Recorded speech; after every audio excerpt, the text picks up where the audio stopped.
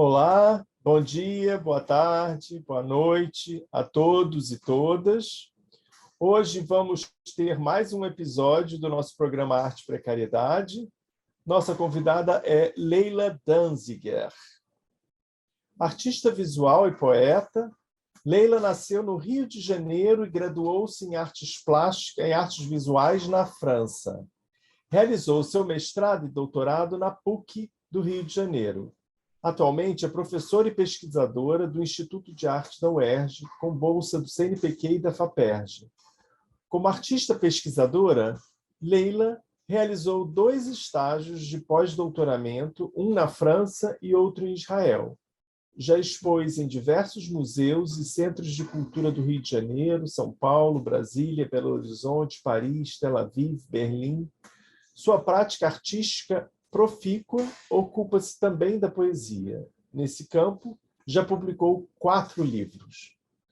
Leila Danziger iniciou sua trajetória nos anos 90, quando expôs Nomes Próprios, série de 76 gravuras de nomes com o sobrenome de sua família, extraídos do livro da lembrança conservado na Biblioteca da Comunidade Judaica de Berlim, em Charlottenburg. A série acompanha um conjunto de 12 livros realizados com imagens extraídas de jornais alemães, e desde esse trabalho, fundador em sua trajetória, a artista não mais abandonou a pesquisa em arquivos históricos, repositórios e bibliotecas, assim como inventários familiares. Os gestos variados de apagamento, obliteração e montagem problematizam o ato de ver e interrogam a ordem da linguagem e da cultura. Seus interesses versam não apenas na esfera do articulado, do visível, do inteligível, mas, sobretudo, estende-se até as bordas do conhecido, na direção das falhas, das suspensões, como quem lê marcas deixadas nos escombros. Em sua série Diários Públicos, Leila Danziger investiga a página impressa dos jornais. A artista trabalha a materialidade da folha impressa, apagando, carimbando, imprimindo, outras palavras. A artista experimenta modos ativos de leitura. O ato de ler torna-se extrair o ruído do jornal, arrancando o entulho do mundo. Ler é retirar imagens da proliferação dos clichês. É colocar em diálogo vozes de diferentes tempos, bem como formas variadas da página impressa, buscando o contraste entre as linguagens do jornalismo e da poesia. Em 2018, Leila Danziger realizou 2 trabalhos que elaboram a dor e o sofrimento de grandes tragédias marítimas. Um deles foi Struma.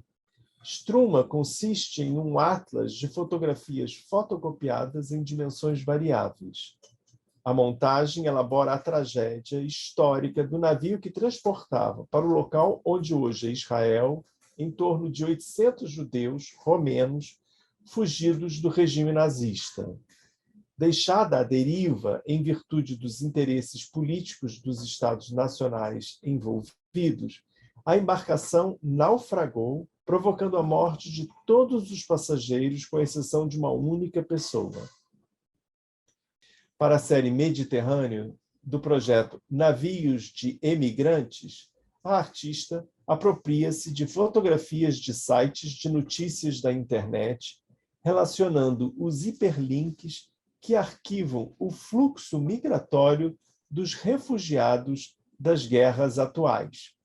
Entre o passado e a atualidade, seus atlas lidam com a noite da história, o governo dos mares e as imagens do tormento que tocam as navegações.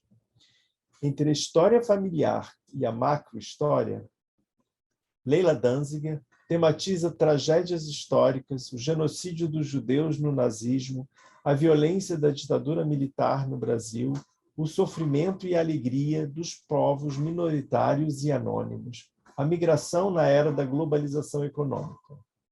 Trabalhando a forma do atlas, da lista, do inventário, da coleção, da biblioteca, Leila interroga a concepção iluminista do tempo, da história, do conhecimento e da vida. O sujeito concebido em seu trabalho enfrenta não sua própria consciência diante do mundo, não aquilo que pode conhecer e dominar, mas uma exterioridade que o interpela, que o toca. Perante uma estranha realidade que não adequa à sua linguagem, restam as falhas, as suspensões das lembranças, as lacunas do visível. Enfim, as imagens que se manifestam e se transformam. É na experiência do espectador que a obra de Leila Danziger acontece. Invadido por esse estranho mundo inumano, o sujeito talvez se eleve das ruínas que percebe, da sombra com a qual esbarra, das múltiplas vozes que o contatam.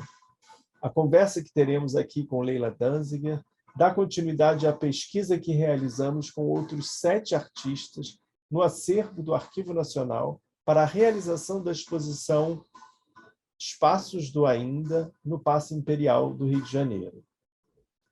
Aqui daremos atenção à trajetória do artista, da artista até aqui. Obrigado. Vamos chamar Leila Danziger.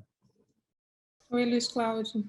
Obrigada então, pelo convite. Vou te fazer umas perguntinhas. Então, a primeira pergunta que eu queria fazer tem a ver com 2 trabalhos, Nomes Próprios e Pequenos Impérios. A pesquisa em arquivo e inventários, desde esses 2 trabalhos, que são de 1990 e pouco, mas também os gestos de catalogar, listar, classificar, parecem gestos inaugurais em sua trajetória. Em trabalhos como Vanitas, já de 2010, e O que Desaparece, de 2011, Todos os Dias de Nossas Vidas, de 2013 e 2014, você parece interrogar o esquecimento, a morte, a ruína. O que te interessa é o tempo, a passagem do tempo, a memória? Qual a sua relação com a história, exatamente? Bom, pergunta bonita, ampla. Acho que isso tudo me interessa, o tempo, a passagem do tempo, a memória, sem dúvida nenhuma. Mas tem uma palavra que eu acho que condensa isso tudo, talvez, que se tornou super importante para mim, que é a transmissão, a ideia de transmissão. E eu estava lendo recentemente um conto da Clarice Lispector, né? Um texto que eu estou escrevendo, um conto muito curioso que se chama O Relatório da Coisa, em que ela fala sobre um relógio chamado Sveglia. E ela diz que esse relógio, ela diz que o Sveglia não pede literatura, não pede nem conto, nem romance, que ele pede um relatório, ele pede transmissão. O Sveglia só suporta transmissão. E isso me interessou muito. O Sveglia é um ser super misterioso no conto, é o que ela chama de coisa, né? Que vários autores ficam pensando o que é essa coisa em Clarice. Mas essa ideia de que eu me responsabilizaria por alguns objetos, ou alguns objetos, uma certa materialidade, acho que é isso que me interessa, a ideia de transmissão, mas interrogando o valor das coisas, talvez, né? Recebendo alguma coisa, elaborando isso e jogando de novo no mundo de alguma forma. Não sei se está claro, mas... Sim, nomes próprios, por exemplo, como se relacionaria a transmissão? É a lembrança dos nomes, marcar essa lembrança, relacionar com a sua família? No caso dos nomes próprios, é quase um clássico do trabalho de memória, né? Não sei se você sabe, mas toda semana, no serviço religioso judaico, no Shabat, se lembra, se fala o nome dos mortos da semana, os aniversariantes mortos naquele ano. Isso é uma prática litúrgica, né? Religiosa, uma prática, assim, falar os nomes, lembrar aqueles nomes. Então, isso, eu acho que o nome próprio, de fato, é um topos da memória, um topos maior, né? Alguma coisa muito, muito presente, recorrente. E, sem dúvida, a questão do nome próprio é fundamental. Nesse sentido, a gente até pode voltar a falar depois. Mas, continuando na tua pergunta, que você pergunta também qual é a minha relação com a história, e é uma pergunta bem interessante, porque eu acho que eu nunca fui uma artista espontânea, sabe? Que trabalha com a sua subjetividade e as coisas surgem daí.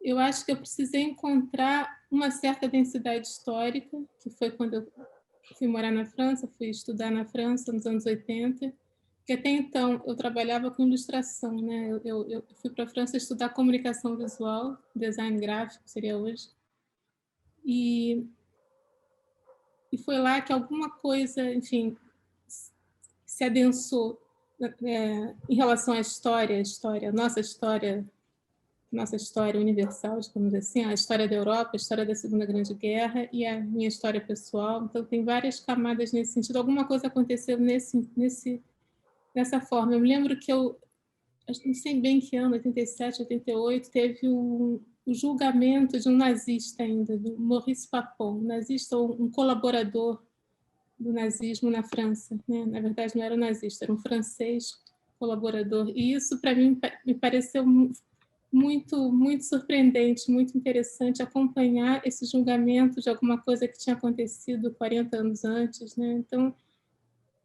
eu acho que eu precisei sentir uma certa densidade da história enfim, para realmente desejar ser artista. Para mim, tem a ver com uma certa consciência histórica. Acho. Interessante. Alguns artistas que eu já li entrevistas assim que mencionam esse fato de um determinado momento, lembrar um determinado momento que marca um problema que descobre e que, inclusive, deixa de ser design gráfico para se tornar artista, né? Mas marca. Estou pensando aqui no... Ai, meu Deus. Esqueci o nome do artista, o inglês, enfim, desenha corpos em enquadramentos, em quadros, dentro do quadro. Como que eu me esqueci o nome do artista? Deleuze escreveu sobre ele, inclusive. Bacon? Não. Bacon, Francis Bacon, ele fala isso. É uma coisa curiosa. Ele era ele é designer, e ele diz que no momento que ele descobre uma questão, ele deixa de ser designer para se tornar artista. Mas voltando ao problema da transmissão, o Vanitas, bom, a história é um modo de transmissão, né? E o Vanitas, você deixa uma imagem, uma frase do jornal, e apaga outras partes, qualificar o jornal a partir de uma imagem que pode ser, então, transmitida, deixada para o futuro? Sim, grosso modo, sim. Seria um pouco difícil aplicar isso que eu sinto, Transmissão, né? problema. Essa ideia de transmissão como um problema, como enfim, uma questão, aplicar a tudo. Eu não sei se funciona diretamente assim, sinceramente, não sei se funciona. Mas em relação a Vanitas, a Vanitas é a transitoriedade do tempo, é o efêmero, enfim, tem tudo isso. Mas tem também a questão da história da arte. Eu acho que também, enfim, conhecer mais a história da arte foi fundamental para mim. Não é à toa, eu acho que eu fiz um mestrado e um doutorado em História que teve um peso muito grande na minha vida em termos de tempo, né, de trabalho no ateliê, digamos. Né? Quando você teórica, isso te demanda realmente um tempo imenso, mas foi fundamental para mim, porque eu acho que eu não suportava, hoje eu suporto mais, eu não suportava não conhecer uma coisa, curiosamente, eu achava que eu tinha que conhecer, enfim, a história da arte muito, né? Muito, enfim, que eu tinha que ter muita desenvoltura nesse campo, e na filosofia também achava impossível que eu não entendesse Kant, Hegel, porque até hoje eu não entendo, né? Mas eu achava que isso era fundamental para ser, enfim, para ser artista. Mas isso foi, eu diria que foi quase uma coisa de juventude mesmo, até um certo momento da vida. Hoje eu suporto melhor a ignorância. Muito bom.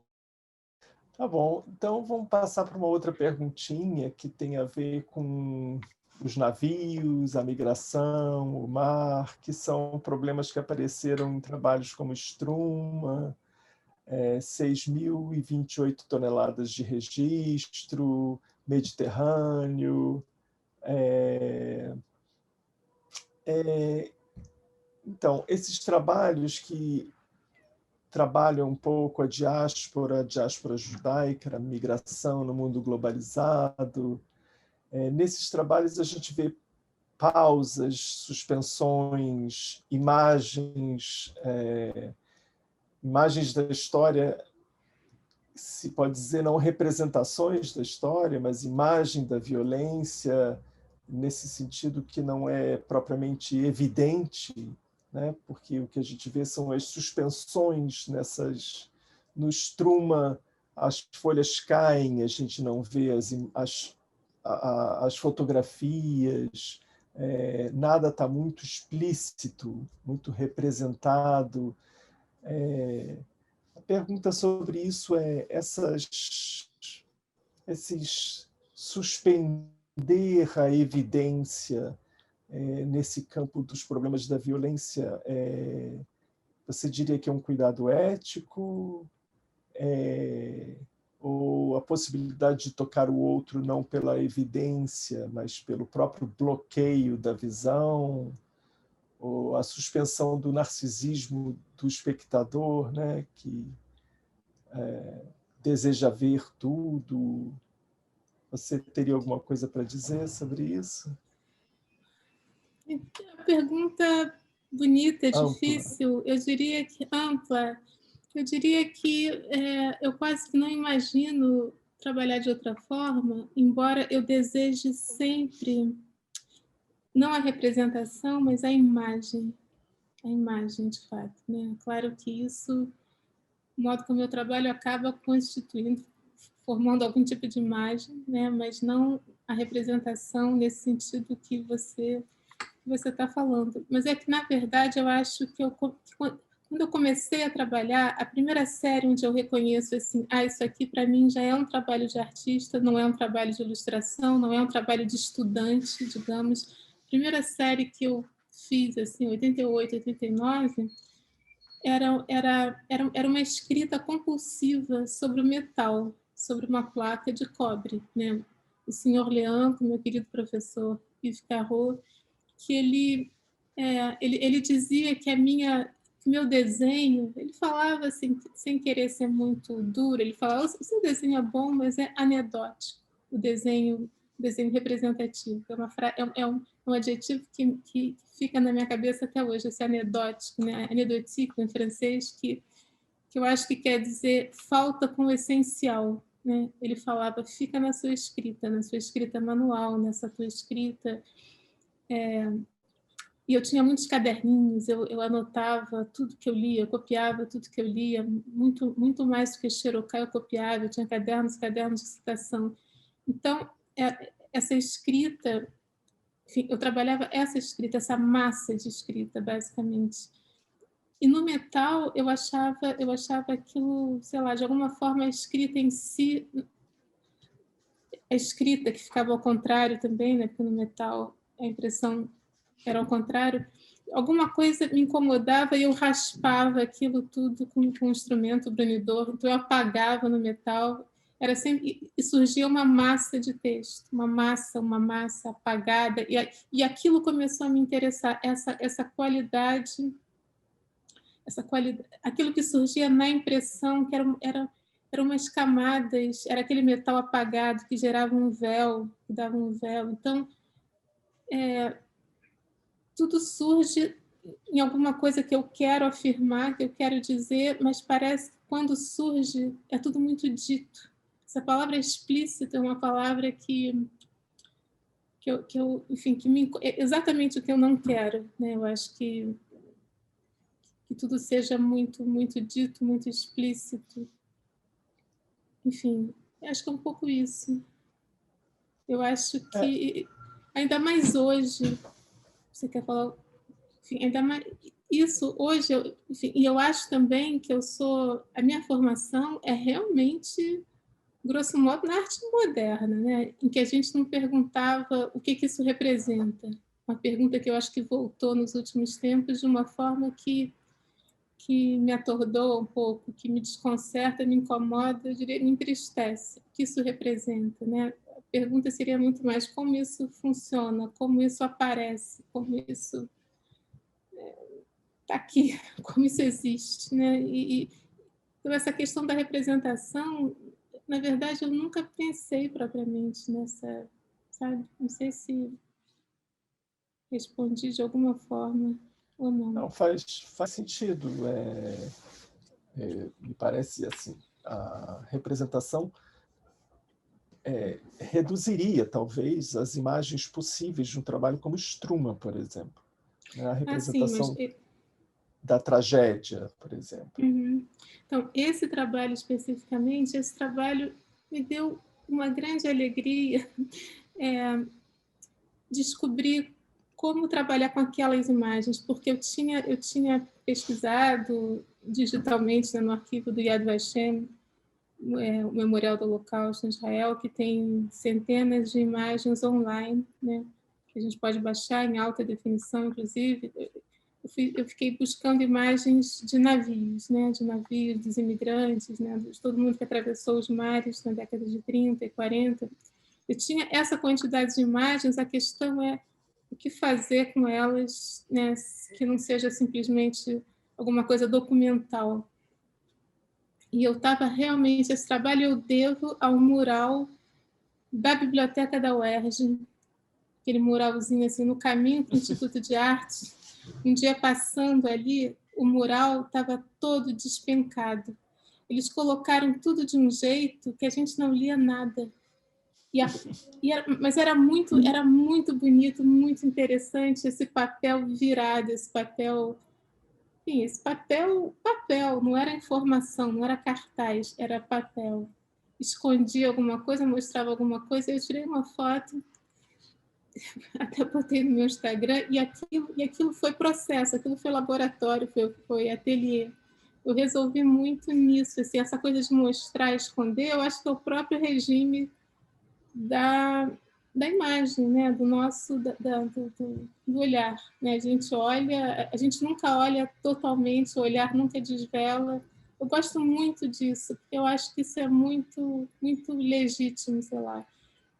Isso que esconde, que revela, que aparece e desaparece, que não se dá inteiramente, né? Ali é muito isso, não se dá inteiramente, e tem a materialidade do papel, que me interessa muito, assim. A foto é um papel, quer dizer, pode ser digital, pode ser, a foto pode ter muitos corpos, né? Muitas materialidades, mas nesse caso era realmente esse papel, e esse papel barato, porque aquilo é xerox, trabalha todo xerox. Então, é um trabalho que me deu uma certa alegria. Depois tem um ritmo das imagens, das repetições, enfim, é isso. Tá bom. Sobre a suspensão. Sobre o ver e o suspender, né? O ver. Bom, queria falar agora dessa forma que aparece em tantos trabalhos, que é a forma do inventário, do atlas, da lista, da coleção, da biblioteca, né? Desde pequenos impérios, os cadernos, né? O maço embrulhado, as fichas que recebiam catalogações enigmáticas, né? Por exemplo, uma delas, os que foram gerados nas trevas, aqueles feitos de alabastro. Algumas das fichas, das catalogações que você coloca na frente dos jornais, dos caderninhos. E já em muito tempo depois, né, alguns anos depois, em 6.028 toneladas de registro, você trabalha com listas de passageiros de navios, navios que trouxeram judeus ao Brasil durante o nazismo na Alemanha, né? Em um outro trabalho, Bildung, você inventaria livros desviados, livros transportados na diáspora judia moderna. Não sei se é uma pergunta simples demais, por que o inventário como forma? O que você inventaria? São as vidas, como em pequenos impérios, né? Os que foram gerados nas trevas, as mortes em Struma, a perda, o fracasso na ordem do saber, no Bildung, né? É um pouco de tudo isso, mas queria que você falasse um pouquinho sobre essa forma do inventário, da lista, o que te interessa nisso? Então, tudo que você falou aí faz muito sentido, é isso tudo. Quer dizer, eu não diria jamais dessa forma, mas eu acho que é muito interessante o modo como você pergunta, na verdade, né? Mas a coisa do inventário, eu acho que apareceu, assim, quando, sei lá, quando eu comecei a, enfim, querer ser artista, né, anos 80, eu achava, no fundo, eu não sei se todo mundo sente isso hoje, mas eu achava que não era possível fazer mais nada, estava tudo feito. Essa exaustão do moderno, essa exaustão de que chegamos tarde, né? Esse é um poema do Paulo Henrique Brito que eu adoro. Chegamos tarde. O nosso tempo é pouco, né? Mas chegamos tarde. Cheguei tarde. Tudo já foi feito. O que eu vou fazer? Eu vou inventariar. Eu vou mostrar o que tem. Em certa medida, numa escala que era a escala do meu trabalho, eu fazia isso ainda de novo na minha cena inaugural lá, que era o ateliê de gravura do Instituto de Artes Visuais de Orleans, meu querido professor Yves Carreau, minha cena inaugural da vida. Eu fazia gravuras, eu fazia aquele ritual todo da gravura e eu não gostava de nada. Aí eu rasgava tudo. Eu rasgava e eu comecei a colecionar e eu gostava dos fragmentos. Quando eu rasgava, eu via qualidades de uma letra, de uma palavra, de uma escrita, dos restos. Aí eu comecei a inventariar os meus próprios restos numa série de imagens, de gravuras, de colagens e de cadernos, né? Meu trabalho de graduação, meu diploma, como eles dizem, foi todo em cima desses inventários dos meus próprios restos. E aí eu comecei a criar um sistema completamente louco, que eu associava esses fragmentos, esses restos, a nomes próprios, a nomes de pessoas, a nomes de cidades. Há muito da literatura que eu lia na época, que eu estava descobrindo toda uma literatura, toda uma poesia que é fundamental para mim hoje, quer dizer, hoje, nos últimos 30 anos, que é Celan, Edmond Jabès, enfim, toda uma poesia francesa também que eu adoro, a própria Marguerite Duras. Então, eu tentava associar esses fragmentos ao que eu lia e aos nomes, e a toda uma questão histórica que eu descobria. Então, o inventário era assim, o que eu tinha era aquilo. Mas eu também acho que era uma sensação de chegar tarde demais na história da arte, na história. Cheguei tarde, tudo já foi feito, tudo de genial já foi feito, a gente vai ficar aqui, vai fazer o quê? Né? E eu ainda fico, eu penso nisso e me dou conta, mas há 30 anos que os artistas continuam a trabalhar e eu ainda tenho essa sensação, mas tudo já foi feito, tudo já foi feito. E, por outro lado, enfim, tinha essa coisa da história da arte, tinha essa coisa também de uma catástrofe. Eu estava na França no ano que foi lançado Shoah, do Claude Lanzmann.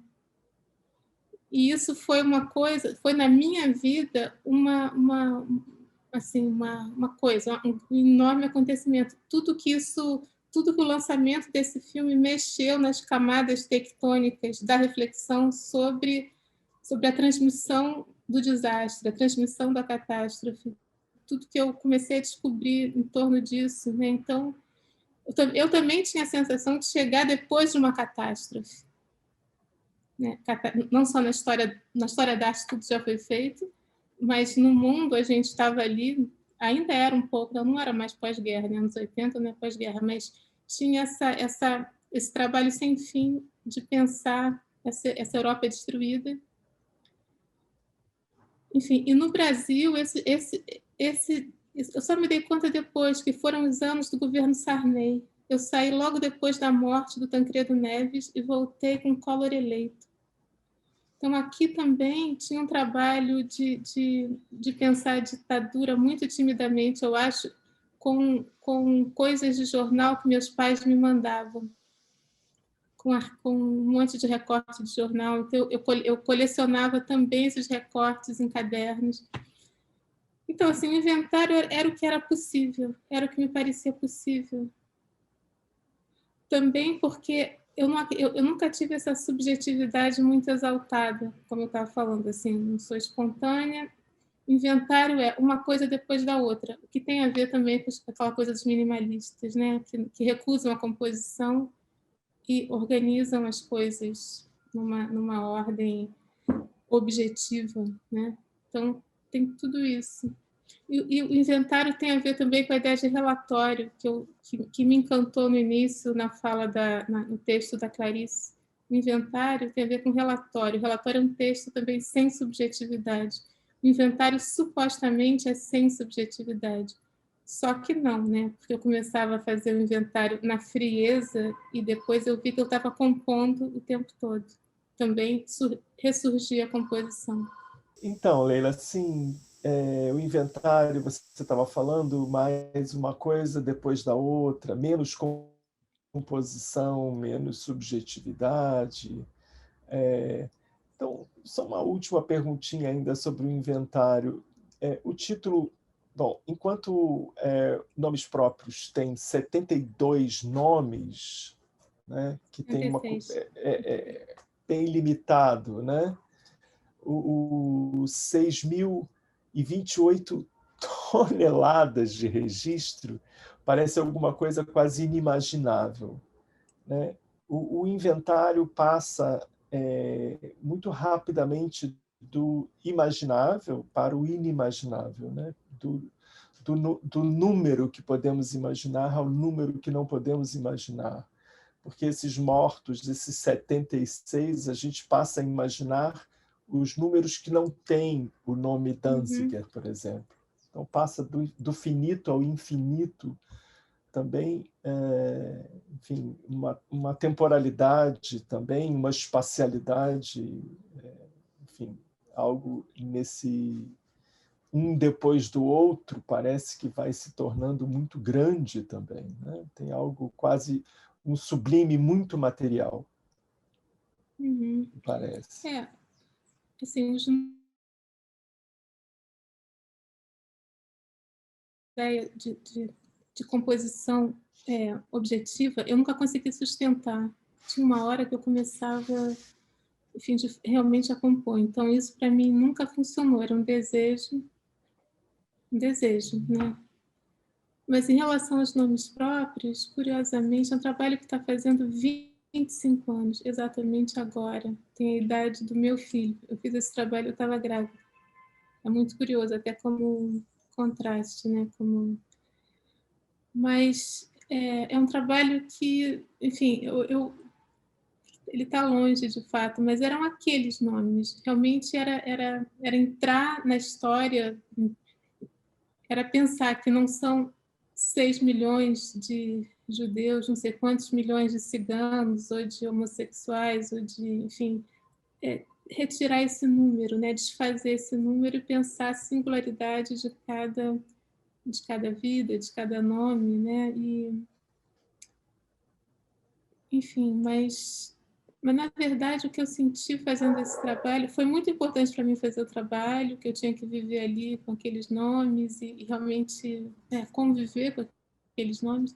Ao mesmo tempo, eles nunca revelaram nada, sabe? Eu não consegui o fio da história que me levaria a uma plenitude de alguma coisa, de sentido, de descobrir o passado. Eu também nunca fui por aí. Esse é um trabalho que eu fiz inicialmente. Eu trouxe as listas para conversar com meu pai. Era uma questão muito básica. Eu estava em Berlim, em 94, descobri esse livro que tinha todos os judeus alemães assassinados nos campos, né? Descobri isso. Isso é um livro famoso, é um livro que toda a comunidade judaica europeia tem, na verdade. Eu que descobri assim naquele ano, 94, tirei um xerox e trouxe para conversar com meu pai e ele não queria falar sobre aquilo, né? Bem, o fio que eu tentei ligar com ele, assim, o fio de história que eu tentei trabalhar com ele também não funcionou nesse sentido de uma história pessoal. Eu só descobri depois que ele morreu, eu descobri realmente cartões postais e cartas de alguns familiares que tinham ficado, né, em Berlim na época, mas ele nunca falou, nunca. Isso foi uma coisa que não funcionou nesse sentido. Já os navios, os 6 milhões e 28... 6.028 toneladas. Isso, 6.028 toneladas, é porque cada lista de passageiros anotava a sua carga total. A carga, o peso do navio. Cada lista de passageiro. Para esse trabalho, que é uma série do navio de imigrantes, eu trabalhei com 4 listas de passageiros, de 4 navios, a partir de 4 nomes próprios, de 4 histórias. Uma é o meu pai, né, Wolf Danziger. O outro nome próprio foi a mãe do Márcio Seligman Silva, Edith Seligman. Uma tia-avó minha, Clara, e um amigo, Raul Gottlieb. Então, foram 4 pessoas que me deram 4 nomes de navios com 4 datas. Só que cada lista tem cerca de 50 páginas. As listas são imensas, porque tem muitas outras coisas que entram nessas listas. E tinha essa carga total. Na verdade, aí o que me interessava claramente era lembrar os que não estavam nos navios, os que não conseguiram nenhum navio, né? Era abrir essas listas, literalmente cortar e pensar as lacunas, pensar os nomes ausentes, pensar os portos, enfim, tudo que não estava ali, né? Mas eu não achei bonito que você falou do circunscrível, digamos assim, de 76 para uma infinidade. Acho que faz sentido. Nem tinha pensado, não fiz essa relação. Tá bom. Queria falar agora de outros trabalhos, que são Bildung, de 18, Marta, Coleção Escolar, também de 2018, e Pesquisa Escolar, de 2020.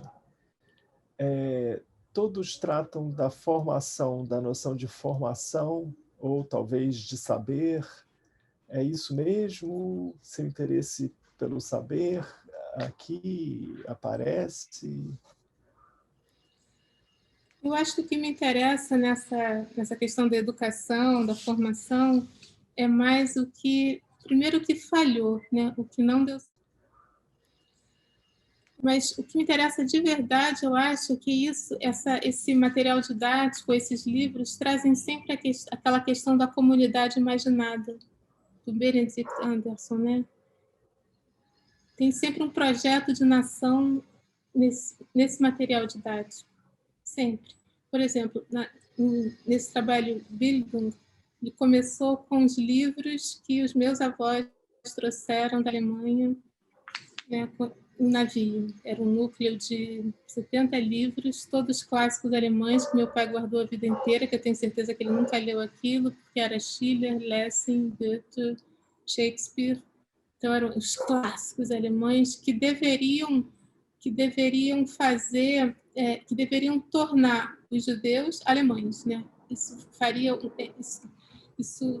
seria a forma dos judeus adquirirem uma cultura alemã, se tornarem judeus e alemães, né? De manterem uma cultura tradicional religiosa mais modernizada, né? Isso é uma grande questão, mas também eles aderiram com muita paixão, né, a esse se tornar alemão. Então, esse trabalho, curiosamente, assim, primeiro teve os livros que eu encontrei nas coisas do meu pai, depois um amigo do meu pai, pouco antes de morrer, bom, tinha 100 anos, né, pouco antes de morrer, ele me chamou para ir na casa dele e perguntou o que eu queria das coisas dele, dos livros, dos objetos que ele sabia que a família dele não ia se interessar. Ele sabia um pouco do meu trabalho, e ele, o que você quer daqui? Então, e ele tinha exatamente os mesmos livros que meu pai. Então, na segunda montagem desse trabalho no Museu Lazar Segal, eu já juntei alguns livros dele. E depois também eu ganhei os livros de um rabino que, enfim, que o filho morreu, e aí a neta me ofereceu também. Então, essa coleção foi aumentando, mas são livros que perderam sentido no Brasil. Então, o que me interessa muito é essa perda de sentido, esse desvio. Eu coloquei isso naquela exposição no Museu Lazar Segal, que tem um título que me é muito querido, assim, que talvez seja o resumo de tudo, assim, eu acho, Ao Sul do Futuro. E ao sul, que implica a ideia de desvio, de enfim, de juntar uma coordenada espacial, uma coordenada temporal, alguma coisa que fica abaixo, né? Porque tudo, enfim, toda a epistemologia vê o norte, né? A pintura também, né? A luz do norte, e pensar o sul é isso que a gente sabe, né? Pensar o sul é pensar esses outros todos. Então, Ao Sul do Futuro, que também o título deve ao poema do Celan, que ele fala: nos rios ao norte do futuro, lanço a rede que tu, hesitante, lastreias, e por aí vai. Então, ele fala de um rio ao norte do futuro, eu me apropriei para pensar no sul do futuro. E os projetos e os livros, os outros trabalhos, eu tentei juntar a minha herança, então, paterna, né, esses livros dos meus avós que vieram de Berlim, com o material didático da minha avó materna, Marta, que foi professora de escola, diretora de escola pública durante 25 anos. E eu acho isso enfim, e deixou um material muito bonito. Ela foi diretora de escola na época do Getúlio, né? Então tinha nesse material didático tem todas as marcas também do Estado Novo. Então, isso ainda está em devir, né? Isso eu não acho que eu tenha esgotado de jeito nenhum. Isso está. Mas então, o que me interessa é que isso falhou. São projetos didáticos que falharam no seu projeto, sei lá, emancipatório, e também carregam essas marcas de certos nacionalismos, de certos projetos nacionais. Tinha também, que eu coloquei nessa exposição do Lazar Segal, os trabalhos feitos com livros em Yiddish, que aí é a língua que foi assassinada, né? E foram livros que me deram também a Biblioteca Sholem Aleichem, que era uma biblioteca de esquerda, uma biblioteca judaica de esquerda, em Botafogo. Ela foi desfeita e me chamaram assim: o que você quer daqui? Então, eu peguei alguns livros socialistas, né, alguns livros muito bons, assim, né, que eu coloquei até num outro trabalho sobre a ditadura, e alguns livros em Yiddish, que o Yiddish é feito de hebraico, alemão, francês, italiano, assim, é uma língua multinacional, é uma língua que contraria todas essas identidades puras, ela é a própria mistura. Então, e é uma língua, então, que, enfim, que ninguém mais fala, é uma língua viva, mas não produz mais literatura, né? Então, Na verdade, o que me interessa nisso, não sei se eu respondi muito, nessas coisas que lidam com o livro, com a educação, com a formação, é mais o que falhou, sabe? O que... Mas fala isso, está muito quieto. Não, tô te ouvindo. Sempre a falha retorna, né? A falha, a suspensão, de alguma maneira, são... Bom, passar para uma outra perguntinha. Não, mas fala mais aí. Você me ficou muito pensativo agora. Eu achei. Não, eu também posso perguntar, né? Ficou muito Pode. pensativo. O que você queria? Para onde você queria conduzir? Para alguma outra coisa? Pode falar. Sobre a questão do saber? É. Não queria conduzir, não. Eu estava era mesmo tentando entender onde que o livro e a biblioteca aparecem em vários trabalhos seus, né? Não é só nesses três que eu citei, mas nesses três particularmente, o livro aparece uma coleção de livros no trabalho que você fez sobre a ditadura, que me esqueci aqui agora o nome, você pode me ajudar, para a exposição de São Paulo. Sim, perigosos, subversivos e sediciosos. Cadernos do Povo É Brasileiro, um nome título que eu gigante também. adoro. Mas, particularmente, esses três realmente lidam com o problema do conhecimento, né?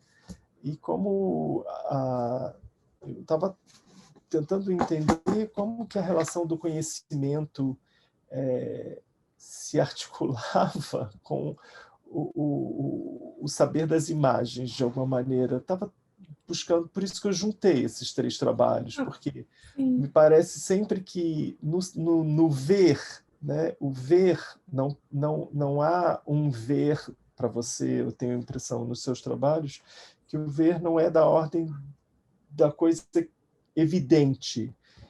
O ver parece que é uma relação entre aquilo que a gente vê e aquilo que vai acontecendo naquele que vê, porque são imagens a partir de coisas que não se mostram, ou se mostram nas aparições, não sei. As palavras são difíceis de se falar sobre isso. Mas três trabalhos, além de outros diversos, então me parece que tem essa relação sempre muito forte com a linguagem, a cultura, o saber, mas ao mesmo tempo com o não saber, com as emoções das imagens, com as emoções do que é do não saber, do não representado, do não dito. Isso que me parece. E eu queria entender um pouco por que é Bildung. Eu sei que você tem uma relação muito forte com a Alemanha. E eu queria entender um pouco por que é Bildung. Qual a relação da Bildung com o Bildung, eu não sei falar em alemão, com a questão escolar no Brasil, né? Educação no Brasil. Mas eu percebia as relações aí que você... Bildung quer dizer formação, uma palavra que ainda existe em alemão, mas o que me interessa mesmo é que Bildung é um conceito do século XIX, que era um processo de aperfeiçoamento contínuo dos alemães, né? Um processo sem fim de educação, muito mais de uma formação completa, integral do ser humano, que envolvia a literatura, a música, a filosofia. Música. Então, esse projeto cultural tão abrangente, tão bonito, né? Tão imenso, que, enfim, deu no que deu, né? Os nazistas... Construir a humanidade, né? Um projeto que era de construção da humanidade. Uma humanidade que se mostrou absolutamente violenta nos anos da guerra. Mas olha só, o que sempre me fascinou era que isso veio bater com os costados no Brasil, entende? Essa biblioteca gótica, Frakturschrift, que é uma tipografia nacionalista ainda por cima. Você olha aquilo e você entende, você vê muita coisa mesmo sem ler, né? Então, esse escombro que ficava lá na biblioteca do meu pai, nas estantes, isso sempre me fascinou, porque ele não era literário, nunca foi literário. Ele lia pocketbook de espionagem. Então, o que que aquilo fazia ali, sabe? Mas aquilo continuou ali, sinalizando alguma coisa. Então, teve um devir brasileiro depois que me interessa isso, esse ato, essa coisa, Mas e aí, como se torna brasileiro? O que que isso acontece quando a gente se torna brasileiro? Eu não sei, né? Não sei. É muito curioso, porque tudo isso diz respeito um pouco sobre os grupos, né, num Estado nacional e também a integração, que era um projeto, né, de integração nacional. Sim, Né, e na educação, e particularmente no Vargas, esse projeto também foi fortíssimo. Né? sim, sim, sim. Então, tá ótimo. Vou passar por uma outra perguntinha, então, que sim, talvez sobre o acúmulo, né? Isso que os gestos de apagamento nos jornais, né, que criam acúmulos das fitas adesivas que arrancam a superfície dos jornais, né? Isso você acabou levando você a criar um trabalho que se chamou Palex, é, é, e também eu acho curioso mais uma vez está aparecendo aí o cobrir, o obliterar, o apagar, né? O apagamento dos retratos perigosos, subversivos e sediosos, que você cobre os rostos dos retratados com páginas dos livros que estão na outra série, né? São duas séries são duas séries no trabalho nessa instalação, digamos assim. E acho que a gente já falou de tudo isso, era um pouco essa relação entre formação, deformação, ordem do saber, desordem do caos. Esses problemas parecem ser lembrança, perda, remover, lembrar, apagar, lembrar. São sempre questões que retornam, né? Nos seus gestos que retornam nos seus trabalhos, né? Mas sabe, isso não é de fato proposital. Isso é uma coisa. Eu quase que não queria fazer isso de encobrir alguma. Em geral, isso tem um custo. Isso é, enfim, não, mas é isso. Tem uma hora que eu vejo, mas não tem jeito. Isso não pode ficar tão visível, tão explícito. Seria falso. Seria falso. Mas, no fundo, eu sempre quero, sei lá, mostrar, eu sempre quero. Isso é um processo, isso realmente é um fruto, é fruto é um processo em que isso acontece, mas eu diria que tem um sofrimento, muito sinceramente, assim, tem um Mas é um custo. modo de pensar também, né? Como um modo de ler os jornais, digamos. Deixar algo e retirar coisas. Talvez um modo É de uma leitura, um modo de pensar, não sei. o modo de leitura, eu gosto muito dessa ideia, né? Eu acho que é sempre uma negociação árdua entre tirar e deixar, mas é árduo, assim, a perda é perda mesmo, porque muitas vezes eu queria que certas coisas ficassem, mas, mas o trabalho não sustenta, né? A forma não sustenta, como imagem não se sustenta, cria algum tipo de, enfim, de ruído ruim, né? De alguma coisa no sentido da forma. Eu tenho que olhar sempre a coisa de longe, o trabalho é sempre visto de longe, tem uma forma que se depreende mesmo. Assim, plástico, é isso, ou não é isso. Então, o trabalho faz o que ele quer também, né? A gente não me sinto tão dona assim da coisa. Muito sinceramente, o processo é um processo. E só me interessa exatamente o que eu não sei antes, aonde a coisa vai dar. Senão, é chato. Tá ótimo. Olha, vou para mais uma. Deixa eu ver se... essa é uma pergunta que eu gostei muito de fazer. Sobre técnicas de impressão, né, que você trabalha muito com as técnicas de impressão, de carimbo, jornais, o papel. Recentemente você trabalhou muito com etiquetas, né, desenho, letra cursiva.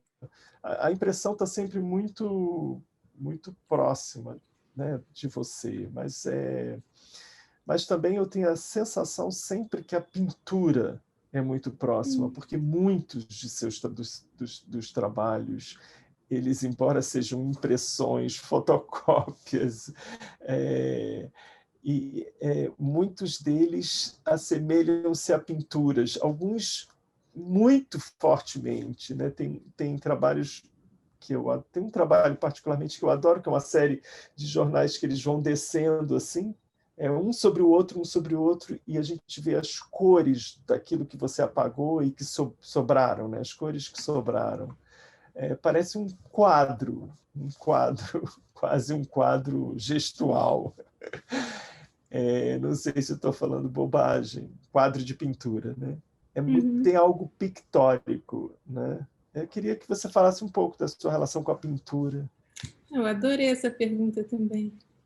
Adorei a pergunta, porque é verdade, curiosamente. Bom, primeiro que eu entrei para pintura, eu fiz um vestibular, né, para pintura. Eu abandonei o curso na Escola de Belas Artes, porque eu queria era pintura. Mas eu acho que é isso. Eu não sou espontânea. Eu não sou espontânea. Eu não acredito muito nos gestos, assim, aqueles gestos flácidos. Quando eu vejo um pintor fazendo esses flácidos, sabe, assim, na tela, eu acho muito curioso essa, enfim, um gesto muito desenvolto. Enfim, é uma coisa... Então, eu acho que a pintura está sempre no meu horizonte. Na verdade, eu fiz um mestrado sobre um grande pintor, né, que foi Lansdale Kiefer, com quem eu aprendi muito, muito, muito de pintura e de história, porque é uma pintura que se envolve com uma filosofia da história imensa, e é uma pintura imensa também, no sentido de grande mesmo, que se faz no tempo, né? Porque ele enterra aquelas pinturas, desenterra, tem uma coisa no tempo que eu acho que, enfim, que eu Muito só material, sei. né? É muito material, uma coisa que era muito, muito, muito própria dos anos 90 também, embora ele tenha aparecido antes. Mas a pintura, o pensamento todo da pintura me interessa. E eu gosto das pinturas que eu olho assim e vejo, isso surge de uma luta. Você olha assim, isso é uma luta, para essa imagem aparecer tem uma luta, foi uma luta para o pintor. Ele também não sabe muito, ele não sabe, aquilo não estava completamente dado ou definido. O Kiefer tem isso, aquelas pinturas são, enfim, surgem no tempo, e outras, atualmente eu tenho adorado Marlene Dumas, que é uma pintora, Marlene Dumas, que é uma pintora que nasceu na África do Sul, vive em Amsterdã, assim, tem pensamento da pintura, assim, essa imagem difícil da pintura, essa imagem que surge arduamente, isso me interessa muito. E tem uma coisa também, assim, de novo, né? Quando eu estava... É pessoal, história, mas não tem jeito. Quando eu estava grávida, 25 anos atrás, eu tive desejos de pintura. Eu encomendei umas telas de linho maravilhosas. Eu encomendei um material incrível, tela de linho, melhor linho, chassi de carvalho. Eu tive um problema que eu tive que fazer um repouso, que eu não pude usar nada daquilo. E essas telas estão Tem uma que não está em branco até hoje, eu tentei fazer algumas coisas e fiz e refiz. Tem 25 anos que essas duas telas me interpelam. E eu acho que, como eu sou lenta, eu acho que de alguma forma, eu comecei a pintar, não sei se com os meios muito tradicionais, mas tem uma coisa que agora é mais pintura. Eu acho que isso está no horizonte, está no meu horizonte, essa imagem, eu só consigo...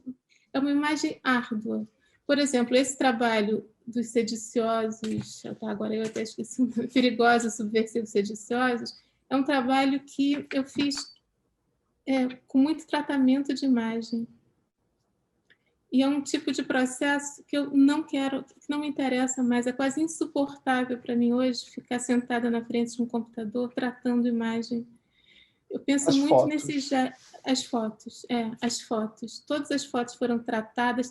Aquilo ali foi um trabalho de muita experimentação gráfica na imagem, mas na tela do computador, em programas tipo Adobe InDesign, Photoshop. Então, esse corpo na frente do computador, essa experiência, hoje, para mim, é insuportável. E não por causa da pandemia.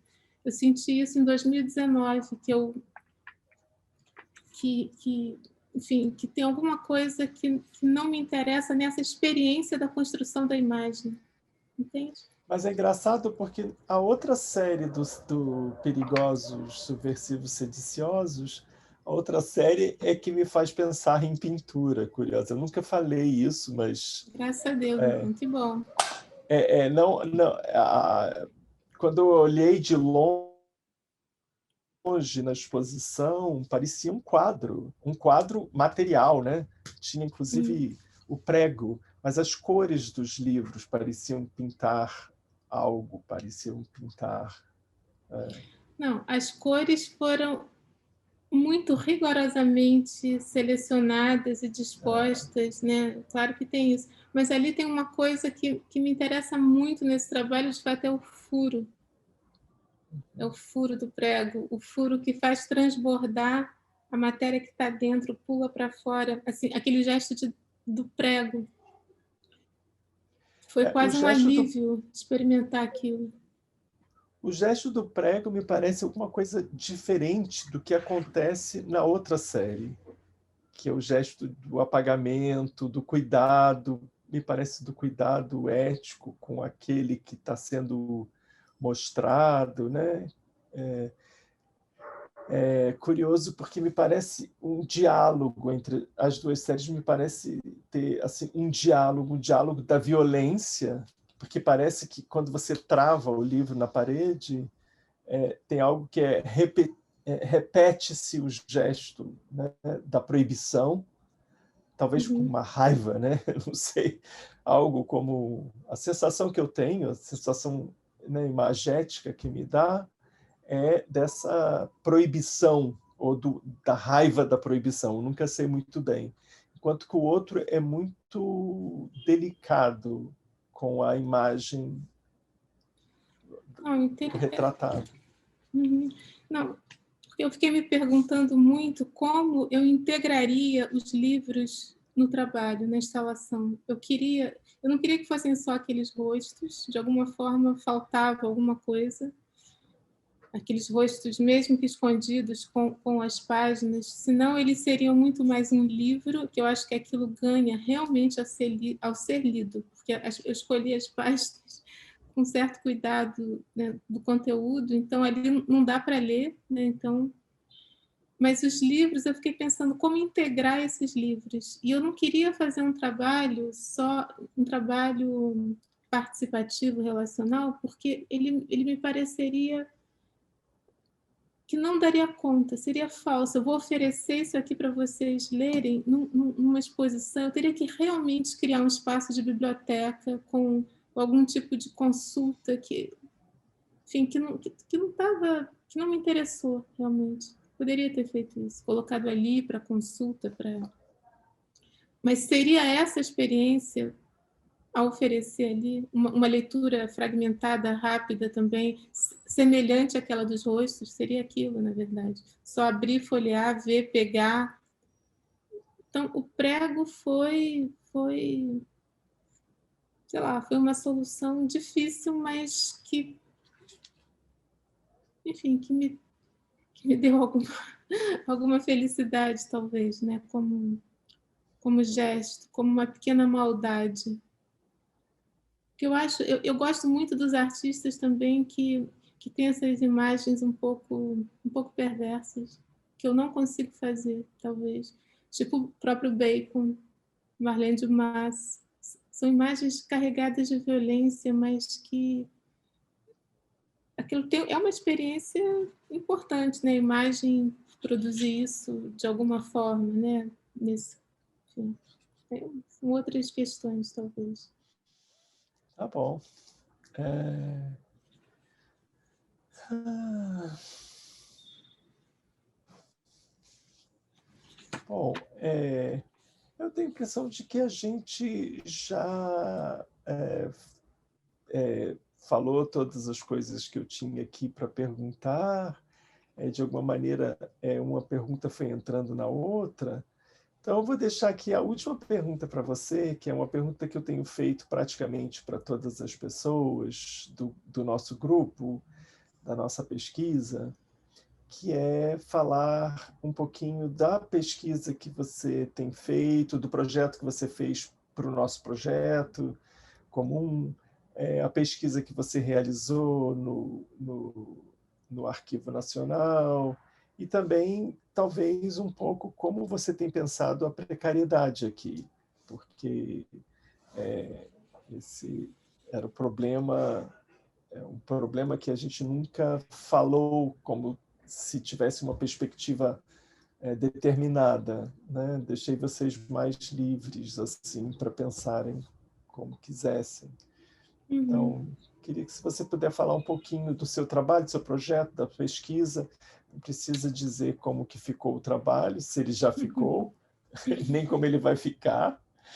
Na verdade, ele tomou um rumo. Eu fiquei em dúvida entre dois caminhos, que são caminhos que a gente até falou. Tem essa questão da educação, da formação, que me interessa muito, e tem um eixo que eu estou trabalhando agora a partir das minhas avós, né? Essa questão de uma transmissão pelo feminino também. Tem uma sériezinha que está na minha cabeça que se chama Irene e Marta, o nome das minhas avós. E eu pensei em trabalhar, enfim, eu sei que eu vou fazer isso, não sei se no contexto desse nosso projeto em comum, mas eu queria trabalhar nos arquivos do Instituto de Educação do Rio de Janeiro, que foi essa escola que formou gerações e gerações de normalistas, né, de professores. Então, esse lugar da educação, a letra delas, exatamente, esse material didático que está ali, o que aquilo prometia, né? Esse lugar da mulher professora que já foi muito valorizado, né? Era também a única profissão da mulher, talvez, né? Eu pensei teve um momento que eu pensei em trabalhar nesses arquivos, até falei com Carla Gama, para me ajudar, para ser minha assistente de pesquisa nesse projeto, que me interessa muito. Mas aí veio também a pandemia, e eu acho que isso que não vai dar tempo, e eu não sei se conversa tanto, porque eu não sei o que tem lá, eu não sei, são desejos de pesquisa. E porque também tem uma coisa que me interessa muito, seria realmente consultar esses arquivos fisicamente, pessoalmente. Eu acho maravilhoso o Arquivo Nacional disponibilizar tudo, muita coisa digitalmente, mas eu tenho uma lembrança, a primeira vez que eu fui buscar as listas de passageiros dos navios, né, para o navio de imigrantes, você tem uma ideia, esse trabalho começou há muitos anos, em 2003. 2003, quando eu pedi o material veio todo na minha mão, veio os envelopes todos, amarradinhos com uma fita branca de gorgurão. A gente podia consultar os arquivos fisicamente. E isso é uma coisa que me encanta, que faz diferença. É claro que eu acho maravilhoso ter tudo digital disponibilizado. Eu não estou Sabor do tirando. arquivo, né? Sabor do Arquivo, Arlete Farja, que conta que ela transcrevia os documentos integralmente à mão. Isso é maravilhoso, uma artista, historiadora artista, que ela não queria Com selecionar, certeza, não ela é uma queria escritora, né? fotocópia. Ela é uma escritora. Ela copiava o documento na íntegra, recopiava. Então, essa experiência do arquivo físico, minha querida, porque é isso que eu te falei também, né? Tudo que me deixa sentada na frente de um computador horas me deixa muito, assim, é quase insuportável. Estou falando muito sério, é insuportável. Então, dito isso, eu pensei nisso, mas eu acho que não vai dar, embora converse com as suas questões, com as nossas questões. Eu acredito que converse. Mas eu pensei em trabalhar com uma coisa, com material que eu descobri por causa da sua pesquisa, mas que eu usei para uma outra coisa já, que é um eixo chamado Cinelândia, na verdade. Quer dizer que você desvirtuou a pesquisa. Eu desvirtuei a Falando pesquisa. publicamente. Eu desvirtuei a pesquisa. Quando eu estava lá buscando Arquivo Nacional, vamos lá, coloca o nome, vamos... E a Arlete Farge fala uma coisa muito incrível, que ela às vezes pedia um documento ao acaso. Maravilhosa. Ela, historiadora, pedia, peraí, escolhe um número lá, um índice, e ela pedia aquilo e a pesquisa podia começar a partir daquilo. Então, esse acaso do arquivo é maravilhoso. Mas eu fiz um pouco isso na internet, eu coloquei... Enfim, eu procurei Cinelândia e veio... Enfim, eu tenho um arquivozinho muito interessante da Cinelândia, porque Cinelândia não é só... Cinelândia é, para mim, né, é um monumento para a gente, né? A gente vai à Cinelândia, é o lugar de manifestação, mas a Cinelândia... Eu encontrei muita coisa da reforma da Cinelândia na época do metrô, eu encontrei material... A Cinelândia na época dos cinemas, na época da Cinelândia. A Cinelândia é também toda a vida submersa, toda a vida não vista em torno do monumento, dos moradores de rua que transitam ali. A Cinelândia é muita coisa. Então, eu pensei em fazer alguma coisa com esse eixo Cinelândia, se relacionando com o livrinho que eu já publiquei pelas 7 Letras, mas de uma outra forma, claro, que eu não sei bem, tá indo. Cinelândia é uma espera. Cinelândia na verdade, eu estou com uma frase na cabeça que tem me trabalhado e me feito trabalhar, que é monumento e multidão. Monumento, que a multidão é monumento, o monumento é trabalhado, é transformado pela multidão. Agora, a questão da precariedade, que a gente já conversou, eu até andei lendo a Butler, mas, no fundo, assim, ela me emociona a um ponto, assim, tudo que ela fala das vidas que não merecem serem lutadas nessas vidas, enfim, isso me emociona, me interessa, me emociona muito, muito, muito. Porque eu acho que tudo que me interessa é uma espécie de resto, né? Os objetos são sobreviventes, né? Alguma coisa profundamente obsoleto, uma biblioteca obsoleta, tudo que é inútil, uma inutilidade total. Então, isso... Mas a precariedade, a gente pode conversar mais, né? A gente pode... Pode Eu deixar acho em que suspenso. tudo que me interessa lida com essa condição do que é precário, no sentido também de uma incompletude em todos os níveis. Não sei, a gente pode... Não sei, Eu acho que pode conversar, pode. Não, eu acho que tá bom. Eu acho que a precariedade tem a ver com a incompletude, com uma incompletude que liga você, que contata você a um outro. Eu acho que faz sentido. Nesse sentido, eu estava falando da representação e das imagens, que o ver, né? O ver que suspende as imagens, que suspende a representação, de certo modo, ele gera. A imagem não é uma coisa, talvez, que esteja lá. A imagem é uma coisa que está entre lá e cá. Eu tenho a sensação. Então, nesse sentido, eu acho que a imagem é, sobretudo, precária. Sim. Olha, Sim. nossa conversa está chegando aqui ao momento final. Só queria chamar a atenção para uma coisa que eu achei muito interessante, que você falou de duas modalidades de tempo muito fortes. Uma, você falou do tarde demais, né? A partir do Celan, eu cheguei a essa noção do tarde demais muito com Deleuze, foi pela filosofia. Mas você falou um outro que eu adorei agora com a Cinelândia. Então, eu adoraria que a Cinelândia aparecesse de novo na sua vida para o projeto da gente, porque você falou a Cinelândia é espera. E eu achei isso interessante. O tempo do tarde demais e o tempo da espera são dois tempos muito distantes, né? Muito diferentes, né?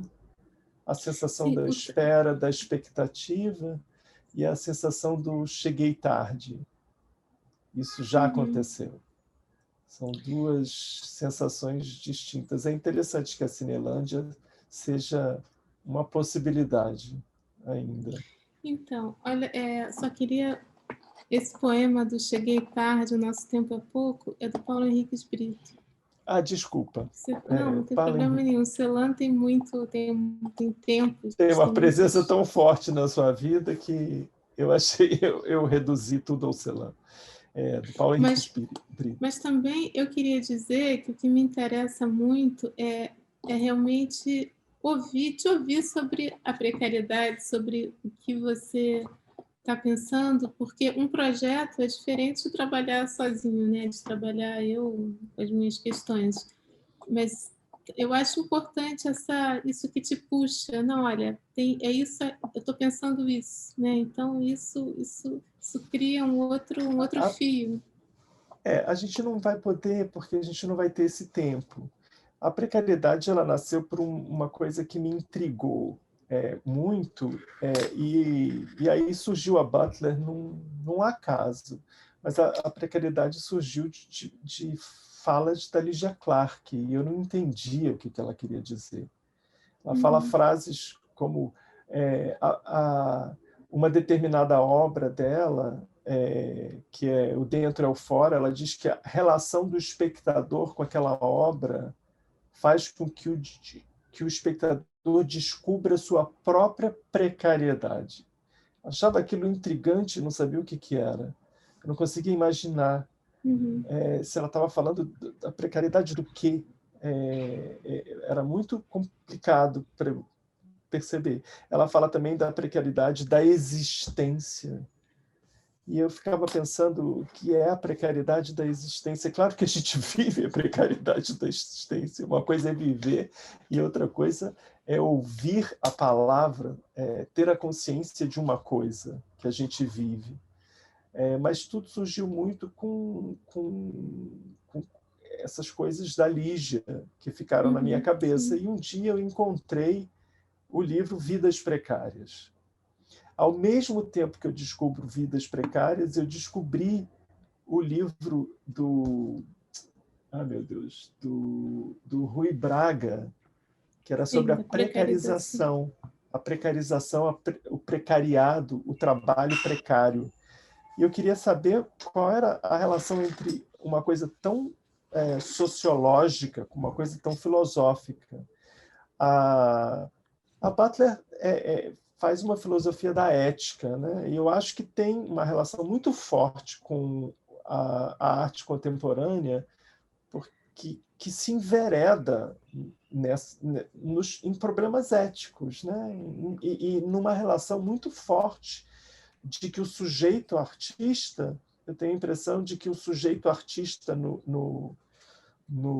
na contemporaneidade, ele é sempre constituído por um mundo excessivo, né? Claro que o Walter Benjamin já falava isso do Baudelaire, e isso acontece, o choque, o trauma do real, né, na vida, que faz o sujeito do artista, né, que produz o sujeito artista. Então, eu acho que a precariedade tem muito essas relações entre esse sujeito que é atacado pelo fora e se produz a partir desse fora, né, como se quisesse cravar um livro na parede, talvez, um livro que violentou, um livro que violenta, e eu tenho a impressão de que as imagens na experiência da arte contemporânea, as imagens são muito precárias no sentido da representação, elas não representam. Então, a experiência ela não é de um ver, talvez porque foi questionado todo esse problema da contemplação passiva e tal. Então, o ver é uma atividade, e não é uma atividade do sujeito, porque é uma atividade que acontece no sujeito, eu tenho a sensação. Então, diante de um trabalho assim tão forte como Struma, por exemplo, que eu não sabia nem do que se tratava, a experiência, a vontade de olhar aquelas imagens, né, e me deixar narcisicamente ver aquela violência, não produziria em mim o que eu tive que fazer, que foi procurar o que era o Struma, o que foi esse navio, e sofrer um pouco essa violência que aconteceu e que eu não tinha nem noção. Enfim. Mas então, não, interessante, isso da subjetividade, eu entendo, quer dizer, isso que você fala, na verdade, me ajuda a entender uma coisa que eu tentei falar lá no início, né, de que eu não sou espontânea, de que eu nunca acreditei na minha subjetividade para conduzir um trabalho. Isso de que a subjetividade não é suficiente, porque tem que ter. Eu acho que isso é muito comum à arte contemporânea, né? Isso de desconfiar dessa subjetividade, de se abrir de fato ao mundo, né? Esse lado super do Champiano, né, me ocorre também, nessa recusa de um sujeito, de um criador Midas, né, que vai construindo tudo. Eu acho que, nesse sentido, a precariedade é perceber essa falha ou essa impotência como artista também, né? Uma coisa que eu acho que é muito, sei lá. Talvez a impotência do sujeito, né? A gente falava dessa falta, né? O sujeito, dessa não autossuficiência do sujeito, né? O sujeito, mas também, talvez Cláudio, moderno, pelo menos na filosofia, talvez não na arte moderna, em muitos momentos não, mas na filosofia o sujeito é autossuficiente, né? A ação é da vontade do sujeito, né? E talvez na arte contemporânea a ação, o gesto, o ato não é propriamente da vontade do sujeito, mas talvez daquela energia que surge na relação com o mundo, que é excessivo. Talvez seja isso, eu tenho a impressão. Mas é só uma tentativa de entender. O termo precariedade é uma vontade de chegar mais próximo dos artistas. Então, só uma coisa assim que me ocorreu, mas você não acha que hoje existe um outro perigo, que é ser completamente determinado pelo fora? Eu acho que a gente não vai poder manter a conversa por muito tempo, porque está chegando no tempo da gente, é uma pena. Tá bom, tá bom. Mas eu adorei a pergunta, porque talvez eu tenha a sensação, essa é a grande, eu acho que é a grande reflexão ética da Judith Butler, A Judith Butler teve, no início das reflexões dela, da filosofia dela, do pensamento dela, uma recusa muito grande em relação ao Foucault, a um certo Foucault, a um primeiro Foucault, né? Ela passou a ler, ser mais aberta, embora ela também, como é que se chama, se apropriasse muito do Foucault, mas ela tinha um problema muito sério com essa ideia de determinação, né? A cultura, as normas, determinar o poder determinando o sujeito, né? A ideia disciplinar do Foucault. Ela recusou um pouco nos primeiros livros dela. E ela passa a reler, a repensar o Foucault muito a partir dos anos 80, né, do livro da História da Sexualidade, onde o sujeito para o Foucault reaparece como possibilidade, né? E aí ela passa a falar de... ela fala que o sujeito não é determinado pelo fora. O fora é a condição do sujeito. Né? É a condição do sujeito aparecer. Ele não ele não tem origem em lugar nenhum, não tem origem o sujeito.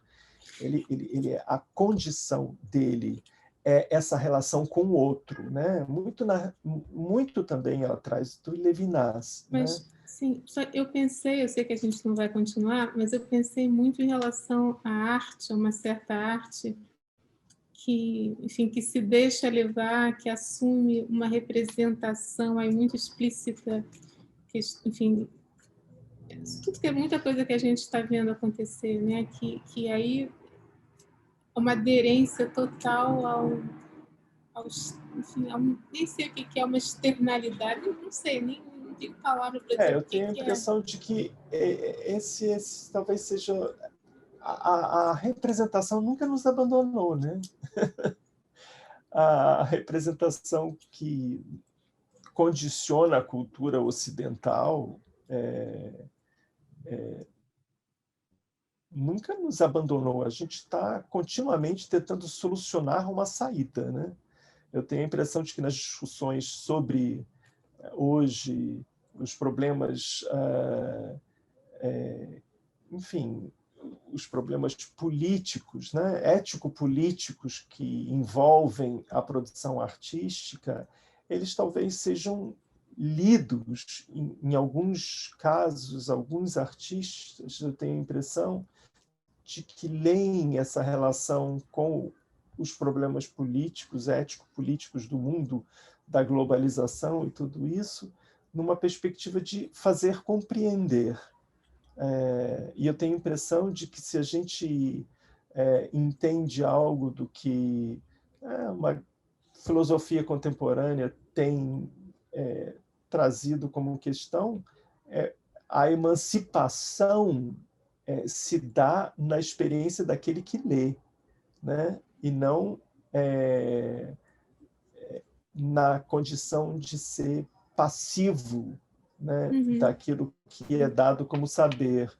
Então, acho que eu tenho a impressão de que, no caso da arte, mais do que nunca, essa emancipação, digamos assim, ela é a condição da obra para que o espectador se emancipe nessa sua possibilidade de agência, para falar a palavra da Judith Butler. Tenho a impressão. Então, eu acho um grande perigo a ideia de representação que tem acontecido na arte contemporânea, porque ela reduz o sujeito, né, a um lugar do narcisismo mesmo, do saber, e ao mesmo tempo ela se coloca no lugar do poder, né? Isso eu acho triste. Tem uma infantilização, muitas vezes. Exatamente. Infantiliza o sujeito espectador, né? Como se ele precisasse saber, né? Mas, enfim. Puxa vida. Nossa conversa foi um pouco longa, mas está maravilhosa. Eu continuaria a nossa conversa, eu começaria de novo, porque eu acho que eu falei um monte de bobagem que eu não queria falar. Não, foi tudo maravilhoso. E aí, não nos recriminemos. Foi tudo muito bom. Vou aprender. Não, foi muito bom. Não, conversar com meu amigo é muito bom. Tá bom. Muito bom, querido. Não, adorei as perguntas, deixando muito claro aqui. Eu nem devia ter dito isso no início, mas adorei as perguntas. Maravilhosas. E eu adorei Me as fizeram pensar respostas. muito.